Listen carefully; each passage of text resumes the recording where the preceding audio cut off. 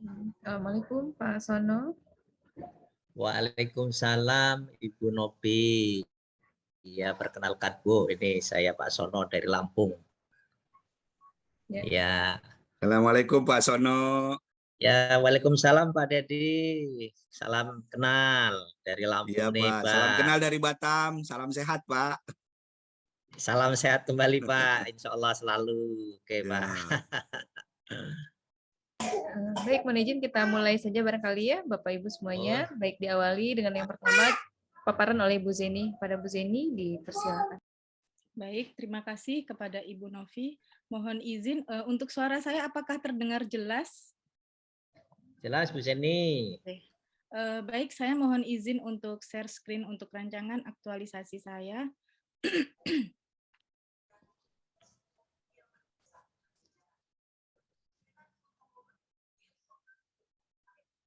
Apakah screen saya terlihat, Bapak Ibu? Terlihat Bu Zeni? Ya, jelas. Baik, terima kasih. Bismillahirrahmanirrahim. Assalamualaikum warahmatullahi wabarakatuh. Waalaikumsalam warahmatullahi wabarakatuh. Yang terhormat Bapak Dedi Supriyadi SAPMM selaku penguji. Yang terhormat Bapak Sono SKP MKEP selaku mentor. Yang terhormat Ibu Novi Isma Dewi SKP Nurse selaku coach saya. Mohon izin Bapak Ibu semuanya, saya memperkenalkan diri terlebih dahulu. Saya Zeni Puspitarini. Saya peserta Latsar CPNS 2002 gelombang 3 angkatan 1 kelompok 4. Hari ini akan mempresentasikan rancangan aktualisasi nilai-nilai dasar pegawai negeri sipil yang berjudul Optimalisasi Media Pembelajaran Digital untuk Mahasiswa Program Studi D3 Keperawatan Kota Bumi Poltekkes Tanjung Karang tahun 2022. Nah, untuk Prodi D3 Keperawatan Kota Bumi ini adalah prodi luar domisili yang berlokasi di Kota Bumi, sedangkan untuk Poltekkes Tanjung Karang itu sendiri berada di Bandar Lampung. Nah, untuk visi dari Prodi D3 Keperawatan Kota Bumi yaitu menjadi institusi penghasil tenaga keperawatan yang terampil dalam pelayanan keperawatan, unggul dalam soft skill, dan mandiri dalam asuhan keperawatan keluarga dengan masalah kesehatan atau home care pada tahun 2025.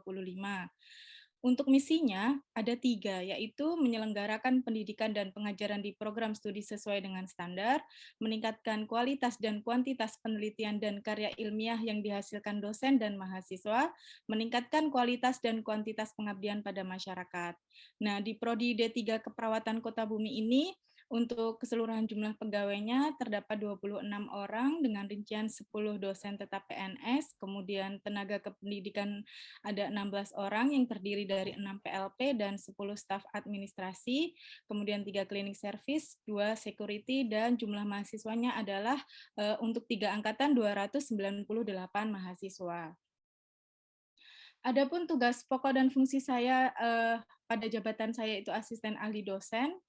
Di Prodi D3 Keperawatan ada 7 sesuai dengan SKP, yaitu Tridharma Perguruan Tinggi juga, membantu melaksanakan perkuliahan atau tutorial dan praktikum di laboratorium, mendampingi kegiatan bimbingan mahasiswa KKN dan PKL, membantu kegiatan pembinaan mahasiswa, membantu melakukan kegiatan penelitian dan publikasi hasil penelitian dosen, membantu kegiatan pengembangan program kuliah, mengikuti kegiatan pengabdian masyarakat bersama tim dosen, dan melaksanakan kegiatan yang diberikan oleh pimpinan. Nah, berdasarkan dari tupoksi ini, maka terkait dengan identifikasi isu di instansi, saya mendapatkan 5 isu sebagai berikut. Oh, mohon maaf sebentar ini. Nah, saya mendapatkan 5 isu. Adapun cara saya untuk bisa 5 isu ini muncul, yang pertama dengan metode identifikasi isu, saya berdasarkan data primer dan data sekunder. Nah, data primer ini yaitu saya melakukan observasi dari SPMT per 1 April hingga per Juni. Saya melakukan observasi di instansi, kemudian wawancara dengan beberapa dosen senior, kemudian termasuk dengan konsultasi dengan mentor, kemudian dengan melakukan survei mahasiswa di sini saya menyebarkan link Google Form. Nah, dari 290 mahasiswa yang mengisi link Google Form, yaitu 170 mahasiswa. Ini sudah lebih dari 50%. Sehingga saya berpikir ini representatif untuk dijadikan sebagai data. Kemudian untuk data sekundernya, saya melihat dari laporan tahunan tahun 2021 didapatkan 5 isu, yaitu belum optimalnya dosen, melakukan publikasi hasil penelitian di jurnal internasional, kemudian rendahnya keterlibatan mahasiswa pada kegiatan penelitian dan pengabdian masyarakat yang dilakukan oleh dosen, kemudian rendahnya partisipasi mahasiswa dalam mengikuti PKM, yaitu program kreativitas mahasiswa di kampus, di mana sebetulnya PKM ini skalanya adalah nasional yang diadakan oleh Kemendikbud, di mana seleksinya melalui kampus begitu. Kemudian belum optimalnya pembuatan dan penggunaan media pembelajaran digital untuk mahasiswa, kemudian belum optimalnya pembimbingan akademik yang dilakukan oleh mahasiswa. Nah, dari 5 isu ini saya melakukan tapisan isu untuk dari 5 isu ini saya melakukan dengan teknik APKL, didapatkan 3 isu, kemudian dengan teknik USG didapatkan 1 isu dari 3 isu tadi.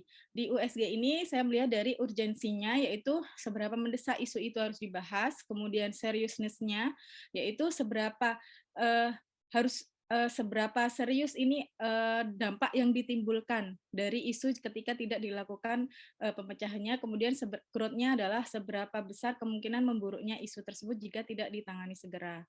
Nah, dari hasil teknik USG ini saya dapatkan isu utama, yaitu belum optimalnya pembuatan dan penggunaan media pembelajaran digital untuk mahasiswa. Dari isu ini, data-data yang saya dapatkan, yang pertama dari data primer saya dapatkan dari wawancara dengan dosen senior.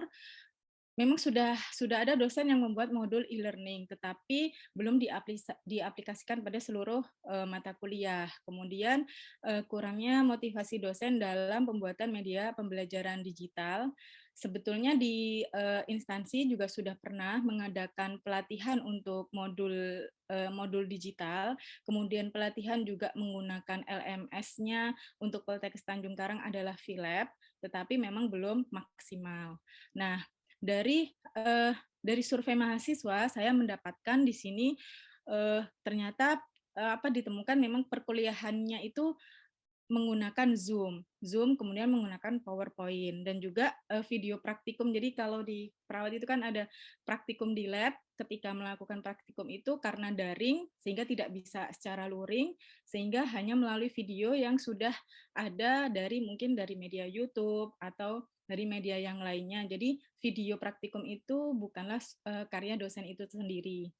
Nah, selain dari media pembelajaran itu, saya mencoba mencari telaah dari media pembelajaran yang diberikan tadi, didapatkan bahwa pemahaman mahasiswa masih ditemukan adanya mahasiswa yang menyatakan masih sulit memahami ketika mengikuti perkuliahan, kemudian atau dia masih kurang paham dengan media yang digunakan.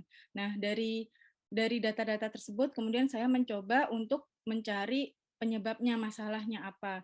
Nah, untuk fishbone di diagram fishbone, mohon maaf mungkin ini kecil sekali, di laporan ada, saya menemukan ada 5 hal. Dan yang menjadi fokus saya adalah di bagian yang pertama adalah SDM, di mana di sini bukan berarti dosen itu tidak pernah melakukan pelatihan, tidak, tetapi memang selama pandemi ini tidak adanya kegiatan transfer ilmu atau in-house training dari dosen yang sudah pernah mengikuti pelatihan terkait dengan media digital ini, tetapi selama pandemi belum pernah dilakukan gitu.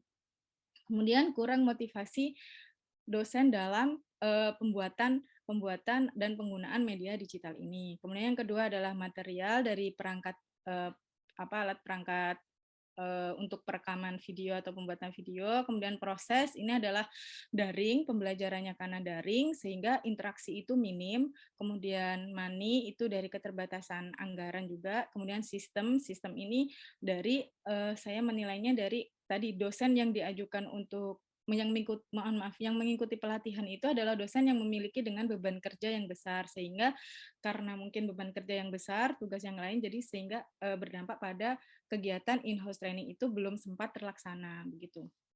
belum dilaksanakan. Nah, dampaknya apa ketika media pembelajaran ini untuk mahasiswa, apalagi sekarang saat ini adalah pembelajarannya pun hybrid sistemnya.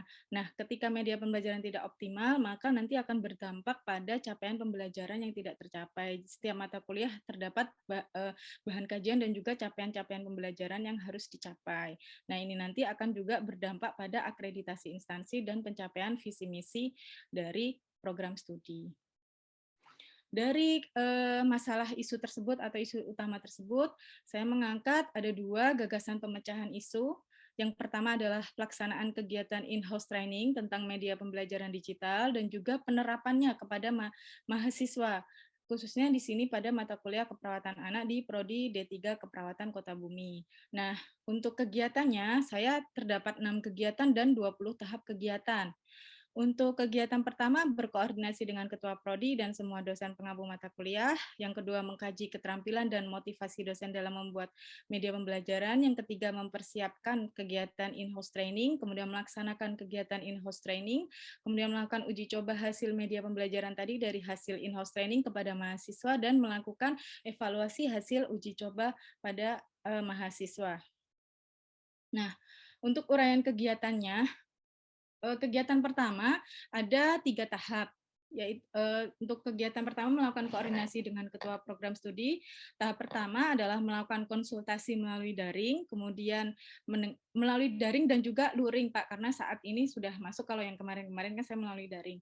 Kemudian mendengarkan arahan dari ketua program studi dan mencatat hasil konsultasi dengan ketua prodi. Nah, di sini output-nya adalah notulensi. Jadi saya harapannya ada gambaran dan arahan dari untuk pelaksanaan kegiatan ini. Keterkaitan dengan agenda 2 di sini, ketika saya melakukan konsultasi, kemudian mendengar dan mencatat, alhamdulillah nilai berakhlak itu ada semua, dari berorientasi pelayanan, akuntabel, kompeten, harmonis, loyal, adaptif, dan kolaboratif, di mana konsultasi itu bagian dari cekatan dan solutif, yaitu berorientasi pada pelayanan. Kemudian saya berkonsultasi pada ahlinya, yaitu ketua program studi, yaitu masuk dalam kompeten dan bekerja sama dengan ketua program studi dan nantinya akan bekerja sama dengan dosen yang lainnya. Nah, mendengarkan itu kan bagian dari menghargai, yaitu sikap harmonis, kemudian antusias terhadap dengan arahan-arahan yang ketua prodi berikan, dan juga hal tersebut akan menciptakan kondisi yang harmonis atau yang kondusif di sini. Kemudian untuk notulensi itu adalah wujud saya sebagai tanggung jawab saya dalam melaksanakan tugas atau akuntabel. Selanjutnya, kegiatan kedua mengkaji keterampilan dan motivasi dosen dalam membuat media. Tahapannya ada 4, yaitu mendata dosen pengampu mata kuliah, kemudian membuat dan menyebarkan survei pada dosen, ini saya berencana menggunakan link Google Form, kemudian mengkaji kebutuhan dosen, kemudian mencatat hasil kajian terhadap dosen. Nah, outputnya tentu saja data dosen, misal nanti dosen A, B, C mengampu mata kuliah ABC, seperti itu. Kemudian link survei Google Form dan notulensi hasil kajian, di mana juga nilai berakhlaknya di sini ada semua.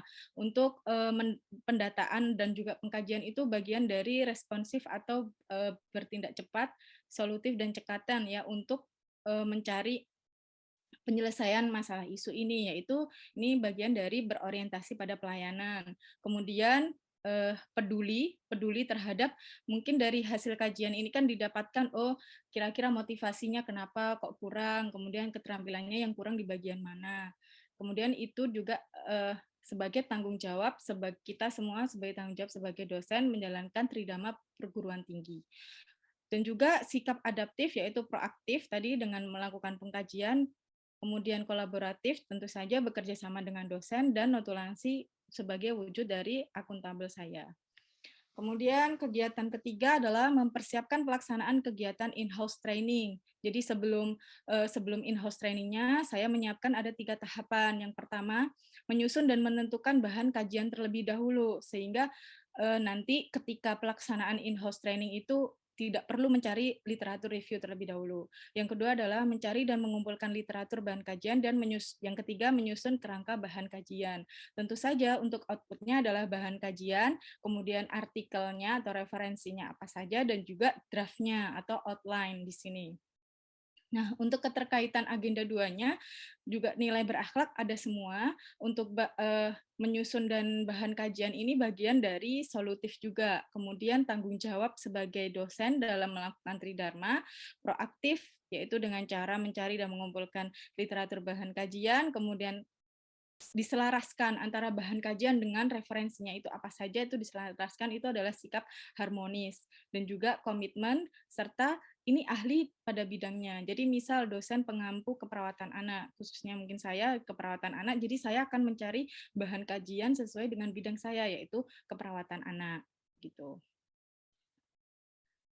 Oh ya, untuk kontribusinya, mohon maaf saya tadi lupa, semuanya dalam pencapaian visi misi program studi, yaitu visinya menghasilkan penghasil tenaga keperawatan yang terampil, unggul, dan mandiri, dan misinya adalah menyelenggarakan pendidikan dan pengajaran di program studi sesuai dengan standar. Izin Bu Zeni mengingatkan waktunya sudah hampir habis. Oh iya Bu. Yang keempat adalah melaksanakan kegiatan transfer ilmu atau in-house training. Kegiatannya ada 4, yaitu menyebarkan undangan, kemudian melaksanakan kegiatan dengan membuka, mendemonstrasikan dan mendampingi, dan membuat proyek media pembelajaran, serta mengevaluasi kegiatan in-house training. Jadi ini outputnya yang pertama kegiatan terlaksana, kemudian adanya hasil video atau modul digital, dan juga notulensi kegiatan dan evaluasi. Di sini untuk nilai berakhlaknya ada semua, dari berorientasi pelayanan, akuntabel, kompeten, harmonis, loyal, adaptif, dan kolaboratif. Kemudian untuk kegiatan yang kelima adalah melakukan uji coba hasil media, yaitu saya memberikan kuesioner kepada mahasiswa sebelum diberikan, jadi sebelum perkuliahan, yaitu dengan menggunakan media digital ini, kemudian saya melaksanakan pembelajaran atau perkuliahan dengan media digital, dan memberikan kuesioner lagi postnya, jadi memberikan pretest dan post-testnya. Untuk keterkaitan agendanya ada semua untuk nilai berakhlak. Kemudian untuk kegiatan ke-6 yaitu melakukan evaluasi hasil uji coba media pembelajaran digital, yaitu saya menyampaikan hasil kuesioner tadi kepada seluruh dosen dan juga melakukan evaluasi bersama kepada seluruh dosen, kemudian berencana untuk membuat rencana tindak lanjutnya atau RTL-nya. Tentu saja outputnya notulensi hasil evaluasi dan RTL atau rencana tindak lanjut di semester berikutnya. Untuk nilai berakhlak ada semua juga di sini. Kemudian kontribusinya untuk pencapaian visi dan misi. Nah, untuk jadwal aktualisasinya, untuk kegiatan pertama melakukan koordinasi dengan ketua prodi sekaligus mentor, yaitu di minggu pertama, kemudian mengkaji keterampilan dan motivasi dosen di minggu kedua, mempersiapkan pelaksanaan in-house training di minggu kedua, melaksanakan kegiatan in-house trainingnya adalah di minggu ketiga, dan melakukan uji coba hasil media pembelajaran di minggu keempat, dan evaluasi hasil uji coba itu di minggu pertama bulan Agustus. Kemudian untuk matriksnya, di sini setelah direkap semuanya, saya dari nilai berakhlak terdapat 94 nilai berakhlak. Baik, terima kasih Bapak Ibu semuanya. Presentasi dari saya, mohon arahan dan masukannya untuk kesempurnaan rencana aktualisasi saya. Saya cukupkan. Wassalamualaikum warahmatullahi wabarakatuh. Waalaikumsalam warahmatullahi wabarakatuh. Terima kasih Bu Zeni atas paparannya. Selanjutnya kami persilakan kepada Bapak Sono selaku mentor untuk memberikan penguatan terkait dengan isu yang diangkat oleh Bu Zeni. Pada Pak Sono dipersilakan. Oke, terima kasih Bu Novi atas waktunya. Mohon izin ini Pak Dedi, saya diminta untuk mendahului untuk memberikan komentar terkait dengan presentasi Bu Zeni. Mungkin yang perlu saya sampaikan pertama terkait dengan kegiatan Bu Zeni selama Latsar ini, memang beliau menjelang akan dilakukan kegiatan Latsar ini menyampaikan terkait dengan kewajiban-kewajiban yang harus dilakukan oleh beliau selama Latsar. Jadi intinya beliau minta ingin memotret kondisi di prodi perawatan Kota Bumi, kira-kira permasalahan apa yang urgent yang bisa diberikan semacam masukan-masukan sehingga permasalahan itu tidak menjadi permasalahan yang permanen, artinya ada sebuah perubahan. Betul yang apa yang disampaikan oleh Bu Seni terkait dengan pemilihan beberapa isu yang ada. Memang sebelumnya minta informasi terkait permasalahan apa, ya saya sampaikan kalau masalah pembelajaran bisa dibicarakan dengan bagian akademik, karena memang seluruh kegiatan-kegiatan akademik secara umum data-datanya ada di penanggung jawab akademik. Dan intinya adalah apa yang disampaikan oleh Bu Seni betul, bahwa permasalahan yang saat ini masih ada di prodi itu ya terkait dengan masalah pembelajaran dengan digital. Ya, betul itu, karena terus terang sebelum kejadian pandemi boleh dikatakan memang dosen itu kan lebih banyak mengajar dengan metode yang konvensional kalau perkuliahan itu Pak Dedi. Jadi menyampaikan materi di kelas secara klasikal, ya tentu ada berbagai metode, bisa juga mungkin problem based learning, tapi kalau terkait dengan materi perkuliahan yang sifat teoritis itu memang biasanya disampaikan dengan apa ya, yang belum variatif lah ya, belum variatif. Jadi memang lebih banyak masih konvensional. Nah, memang kita juga berusaha untuk beradaptasi dengan kemajuan teknologi yang ada, sehingga memang kami ya sudah sering mengikutkan beberapa dosen, dan bahkan mungkin sudah pernah juga secara umum ini karena memang kegiatannya sekarang pandemi, jadi memang harus berubah total itu. Nah, memang agak sedikit apa ya, terseok-seok ini beberapa dosen ini kan banyak kan senior nih Pak Dedi di tempat kami. Jadi kalau namanya ada teknologi baru itu adaptasinya agak sedikit lambat. Tapi itu memang betul. Jadi intinya saya setuju bahwa apa yang disampaikan oleh Bu Seni, apalagi ini dosen muda nih Pak, dosen muda yang banyak mengadopsi teknologi-teknologi terkini.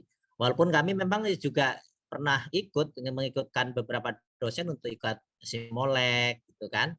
Tapi memang berbeda Pak. Memang berbeda ya. Sudah tahu, tapi kadang-kadang tadi disampaikan itu dosen kami ini sebetulnya hanya 8 Pak, 8. Nah, kebetulan ada Bu Seni dengan satu kawannya yang rumah depan ini juga ikut latsar sekarang ini. Nah, ini sedikit memberi tenaga tambahan, sehingga memang yang 8 itu hanya jadi pengelola. Pengelolanya aja sudah 5, yang satu diambil oleh direktorat. Jadi praktis di prodi sendiri itu yang aktif sehari-hari paling 6 itu kan. Yang 2 itu di direktorat. Kebetulan kami ini kan prodi jauh, 100 km dari Induk, jadi memang agak repot. Jadi dengan adanya keinginan Bu Seni ini mungkin untuk memberikan pemahaman yang mungkin lebih mudah nanti dalam pembelajaran digital, ini alhamdulillah sekali. Jadi intinya dengan ide-ide teman-teman yang baru ini kami sangat berterima kasih. Dan bicara tentang permasalahan yang ada, sepakat memang itu ada di prodi. Bukannya tidak pernah dilakukan pelatihan, pernah, cuma mungkin karena banyaknya kegiatan yang lain. Kadang-kadang memang kami itu kan kalau harus rapat yang luring selama ini kan harus perlu waktu khusus Pak, berbeda dengan kawan-kawan yang dekat dengan direktorat itu, kira-kira sebagai gambaran seperti itu. Jadi memang ya bukannya nggak sempat, ya kurang kesempatan itu gitu kan, akhirnya terlupakan. Ya, kalau bicara tentang dokumen, ya memang akhirnya kurang ya dokumen terkait dengan pembelajaran yang sifatnya untuk dengan media-media yang terkini, apalagi mungkin dengan digital. Walaupun tadi disampaikan dari Badan PPSDM yang waktu itu Pak, kan memang kami disiapkan fasilitas VLab gitu ya Pak ya, VLab virtual learning apa namanya virtual learning gitu kan ya. Ya Poltekkes, virtual learning Poltekkes.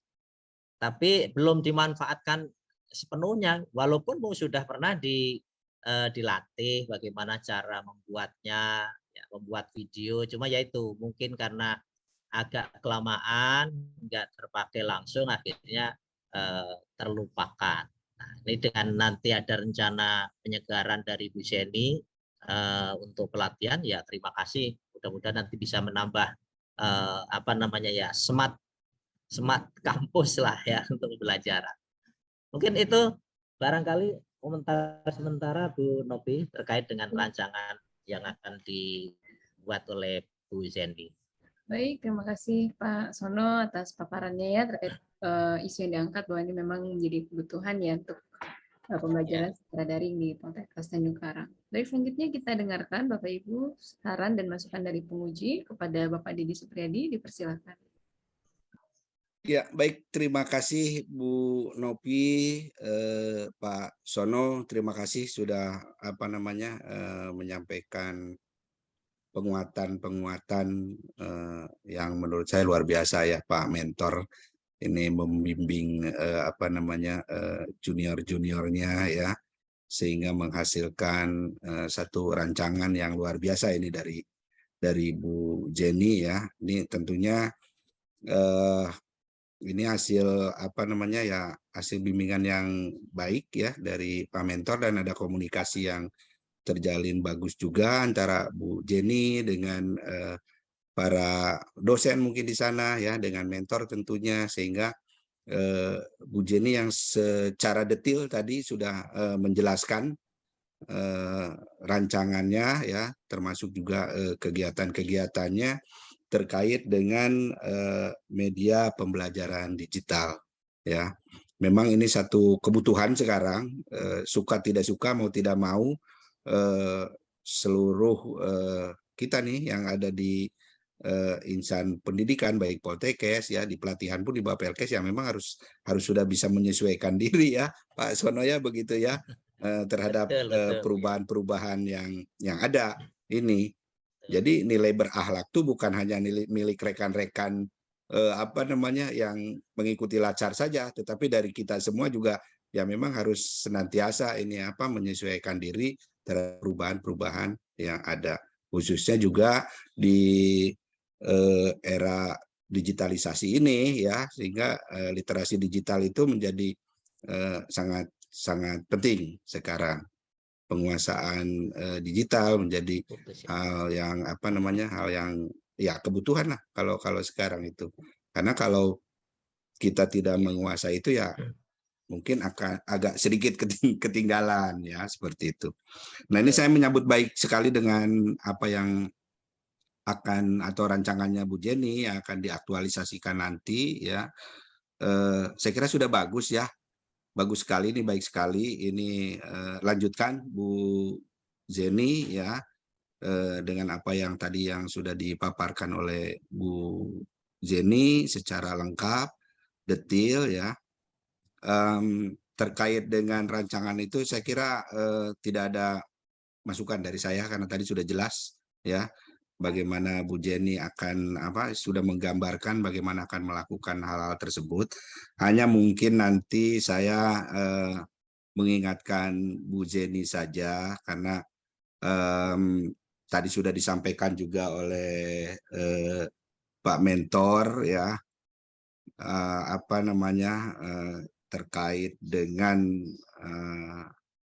keterbatasan atau dari teman-teman dalam penguasaan IT ya. Ini mungkin tantangan tersendiri untuk Bu Jenny ya, selaku dosen muda milenial ya, untuk selalu mengembangkan dan menjadi agen perubahan ya, agen perubahan, terutama juga ASN sekarang keluar dari pendidikan ya harus punya ciri khas berkarakter ya, yaitu menerapkan nilai-nilai dari berakhlak. Nilai-nilai berakhlak tadi. Saya masih melihat sebetulnya dari nilai-nilai berakhlak yang direkapitulasi Bu Jenny itu, saya masih yakin mampu Bu Jenny masih bisa menambahkan lagi masih bisa mengembangkan lagi ya. Baik. Meskipun sebetulnya dalam batasan minimalnya kan 80, tetapi akan lebih baik lagi. Kalau saya yakin itu bisa lebih dari 100, Bu Jenny. Oh Ya. iya, Pak. Ya, jadi nanti tolong ditambahkan lagi penerapan nilai-nilainya. Apalagi tadi ada PR itu dari Pak Mentor, Pilabnya ini ya khusus, tantangan khusus untuk mungkin nanti tantangan ke depannya ya, untuk pemanfaatannya ya, pengembangannya dan lain sebagainya. Nah, ini mungkin sekarang berawal dari rancangan yang sekarang ini terkait dengan media pembelajaran digital. Satu itu, dan kedua tadi juga ada media pembelajaran video ya dan lain sebagainya. Itu saya ingin melihat nih, terlihat kolaborasinya di mana nih dengan. Jadi jangan hanya dikerjakan oleh Bu Jenny sendiri barangkali ya. Oh iya, Pak. Mungkin bisa nanti kolaborasi dengan yang lainnya sehingga itu penerapan nilai-nilai itu akan terlihat di situ ya, kolaborasi. Karena ini kan nanti akan membuat media pembelajaran ya melalui video ya. Seperti itu ya. Saya nggak tahu apakah itu media pembelajaran yang sudah ada atau nanti Bu Jenny membuat lagi dan lain sebagainya. Tapi saya ingin terlihat kolaborasi itu dari sejak mungkin dari mulai perencanaan ya, pelaksanaannya, dan bahkan mungkin sampai ada evaluasi dan lain sebagainya itu udah kelihatan. Tiga, semua unsur tidak ditinggalkan nih Bu Jenny ya, ada kolaborasi di situ karena ya memang prodinya jauh ya Pak ya dari rektorat, tapi itu bukan halangan ya. Bukan halangan untuk kita berkembang ya, tetap terus Bu Jenny sukses. Ya saya sih tinggal kalau ke Bu Jenny ini satu kata, lanjutkan gitu saja. Terima kasih. Siap Bapak, terima kasih. Insya Allah nanti kalau proyek video itu memang rencana saya tidak hanya saya Pak, nanti ya bagus. ada dosen yang lain juga. Oke, nah itu di situ yang saya berharap di situ ya. Nanti karena ini mungkin akan dipakai untuk di lingkungan akademisi ya, di lingkungan prodi ya nantinya dan lain sebagainya. Maka silakan supaya bisa dipakai sama dosen-dosen lain juga dan lain sebagainya. Ya, itu saja barangkali. Mungkin rencana nanti begini Pak, karena kami ini kan kalau mengajar memang nggak tunggal Pak. Setiap mata kuliah itu biasanya memang tim teaching ya Pak. Nah itu kan kolaborasi ada di situ ya. Ya, nanti Bu Jenny termasuk timnya. Kalau saya tanya waktu itu kan peminatannya di anak beliau itu Pak. Ya, jadi untuk mata kuliah perawatan anak mungkin mengawalinya dari situ. Pasti nanti karena memang ada di kantor tiap hari kan nanti kita bisa komunikasi setiap hari. Iya, saya jadi nggak sabar pengen lihat tayangannya nanti media pembelajaran yang dibuat Bu Jenny ini ya. Baik, Pak. Iya, itu terima kasih Pak Sono atas dukungannya ya untuk rekan-rekan kita nih, junior kita. Mudah-mudahan ini rekan-rekan kita setelah selesai Latsar ini ya menjadi insan ASN yang berkarakter ya. Dan tentunya ya bermanfaat bagi organisasi ya, bagi masyarakat, bagi negara ya itu, dan bagi lingkungannya. Jadi manusia bermanfaat. Amin. Ya, terima kasih. Selamat ya. Ya Pak, terima kasih banyak. Iya. Saya kembalikan Bu Novi, silakan. Baik, terima kasih banyak Pak Dedi atas masukannya ya Bu Zeni. Nanti silakan untuk nilai-nilai berakhlaknya digali kembali, begitu juga dengan nilai kolaboratif dari set kegiatannya kalau ada ditambahkan. Barangkali demikian untuk seminar dari Bu Zeni. Sebelum ditutup, barangkali ada yang mau ditambahkan lagi dari Pak Sono atau Bu Zeni yang mau disampaikan? Ya, saya kira cukup ya. Cukup. Baik, kalau begitu kita akhiri ya. Assalamualaikum warahmatullahi wabarakatuh. Pak Bu Zeni, selamat malam. Waalaikumsalam warahmatullahi wabarakatuh. Waalaikumsalam warahmatullahi wabarakatuh. Terima kasih.